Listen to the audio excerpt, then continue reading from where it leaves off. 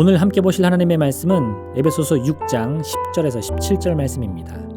말씀을 나누기 전 먼저 카리스를 준비해 주시기 바랍니다.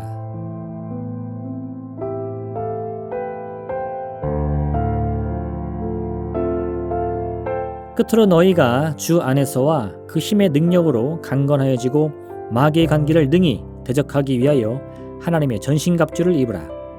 우리의 씨름은 혈과 육을 상대하는 것이 아니요 통치자들과 권세들과 이 어둠의 세상 주관자들과 하늘에 있는 악의 영들을 상대함이라.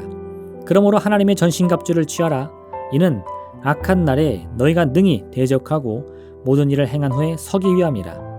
그런즉 서서 진리로 너희 허리띠를 띠고 의의 호심경을 붙이고 평안의 복음이 준비한 것으로 신을 신고 모든 것 위에 믿음의 방패를 가지고 이로써 능히 악한 자의 모든 불화살을 소멸하고 구원의 투구와 성령의 검 곧 하나님의 말씀을 가지라.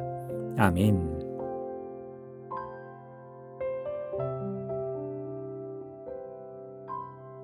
마지막으로 바울은 하나님이 주신 영적 전신갑주를 입으라고 말합니다. 이를 통해 우리 운명을 에워싸고 있는 악한 영들과 대적해야 하기 때문입니다. 우리가 일상생활에서도 하나님의 말씀을 따르며 우리 내면에 이기심, 분노, 원망과 싸우는 이유가 바로 여기 있습니다. 악한 영은 언제든 우리 주위를 맴돌며 우리를 집어삼킬 기회만 엿보고 있습니다.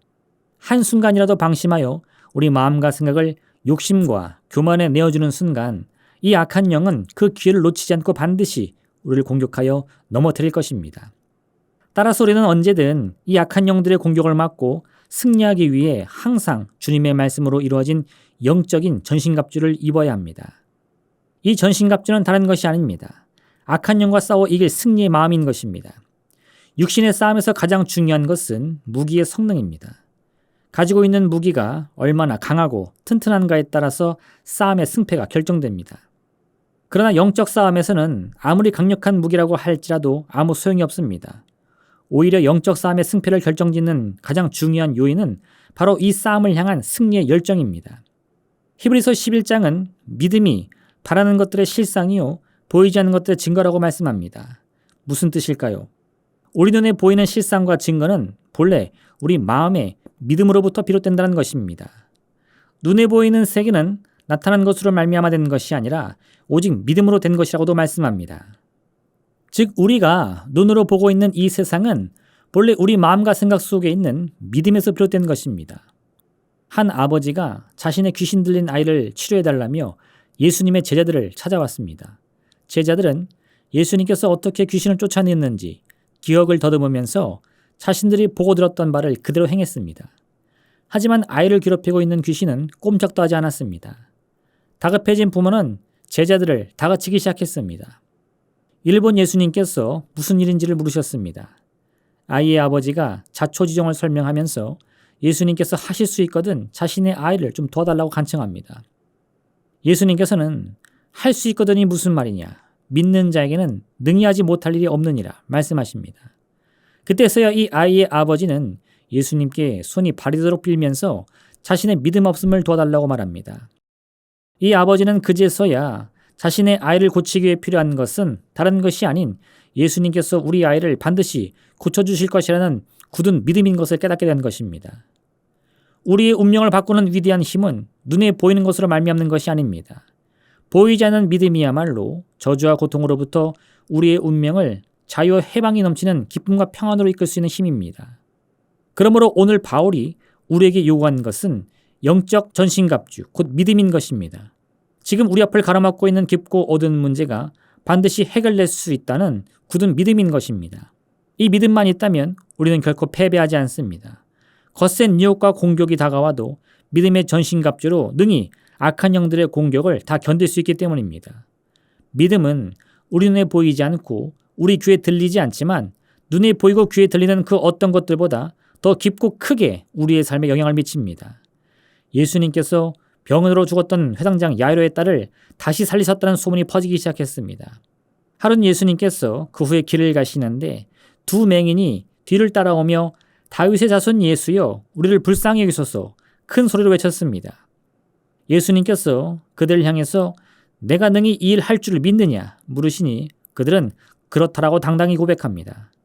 예수님께서는 그들을 향해서 너희 믿음대로 되라 말씀하셨는데 놀랍게도 이 말씀이 선포되자 두 맹인의 눈은 고침을 받고 앞을 볼 수 있게 된 것입니다. 예수님께서는 그들을 향해서 눈을 뜨라거나 고침을 받으라 말씀하지 않으셨습니다. 너희 믿음대로 되라 말씀하신 것입니다. 그러므로 그들이 예수님의 이름을 부르면서도 여전히 그 마음 가운데 의심을 품고 절망을 품었다면 아무런 일도 일어나지 않았을 것입니다. 하지만 그들의 눈은 고침을 받았고 평생 앞을 보지 못했던 맹인들은 예수님의 말씀이 끝나자마자 동시에 앞을 보게 된 것입니다.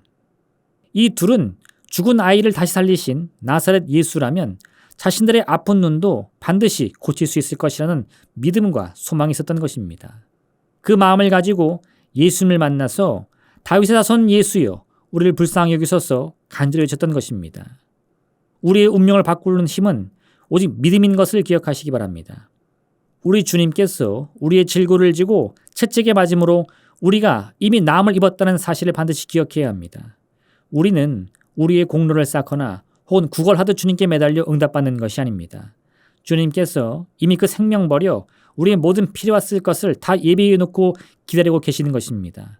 그러면 우리는 그와 같은 믿음을 가지고 당당히 주 앞에 나와 기도의 응답을 요구할 수 있는 것입니다. 예수님께서는 이와 같은 믿음을 가지고 주님의 이름을 의지하여 기도하면 반드시 응답받을 것이라 말씀합니다. 너희가 내 안에 거하고 내 말이 너희 안에 거하면 무엇이든지 원하는 대로 구하라 그리하면 이루리라. 그러므로 믿음의 전신갑주를 입고 예수 그리스도 그 이름의 권능을 의지하여 부르짖는 여러분 되시기를 바랍니다. 입을 크게 열고 기도할수록 더 놀라운 주님의 응답과 기적을 체험하게 될 것입니다. 기도하겠습니다. 사랑의 하나님 아버지, 참으로 우리 마음 가운데 믿음의 소망이 가득하길 원합니다. 아무 보이는 것이 없고 아무 들리는 것이 없어도 스스로 낙심하여 넘어질 것이 아니라 영적 전신갑주를 입고 우리를 넘어뜨리라는 저 악한 영들의 싸움과 대적하게 하여 주시옵소서. 그들의 유혹 가운데 맞서게 하여 주시옵소서. 승리를 갈망하며 바라게 도와주시옵소서. 이 귀한 믿음이 우리의 운명을 바꾸어 모든 절망을 소망으로 넘치도록 바꿀 수 있는 귀한 기적을 체험하게 도와주옵소서. 감사드리며 예수님의 이름으로 기도드립니다. 아멘.